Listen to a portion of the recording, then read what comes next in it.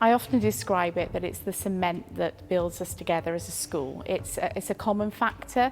Our pupils, from the moment they join us, are taught a common language and are taught to deconstruct their thinking and to work collaboratively in their thinking. And I think the benefits and the unifying factors that it has on a school it cannot be measured really. It's been to help develop our children and our staff as metacognitive learners so that they can use thinking frames and thinking ways of developing their thinking as they go forward, not just with us in primary school, but into their everyday life and into their future and into their future careers. Getting students to reflect on their learning, to think about what strategies and approaches work for them, to help them begin to articulate their thinking,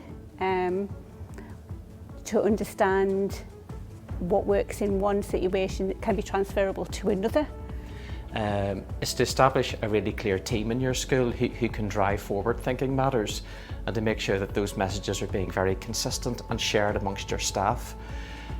We find in Ashgrove that the development of a drive team, first of all, has been really paramount in developing that first of all.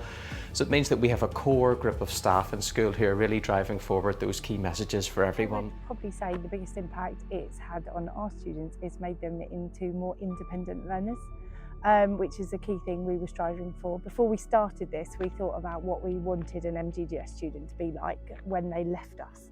And one of the key things we really wanted them to do is to be a little bit more independent in their thinking, their learning, their assessment. So being a thinking school has a huge impact on our students. It has encouraged them to think on their own, assess on their own, mark on their own, learn on their own. And that's probably the thing that we've seen the biggest progress in since becoming a thinking school. I think it's important that the whole school has a shared vision, so whether it's the governors, the teaching staff, the parents, the children, that everyone is approaching the language around metacognition and around the characteristics that we're trying to instill, and that's a shared focus together.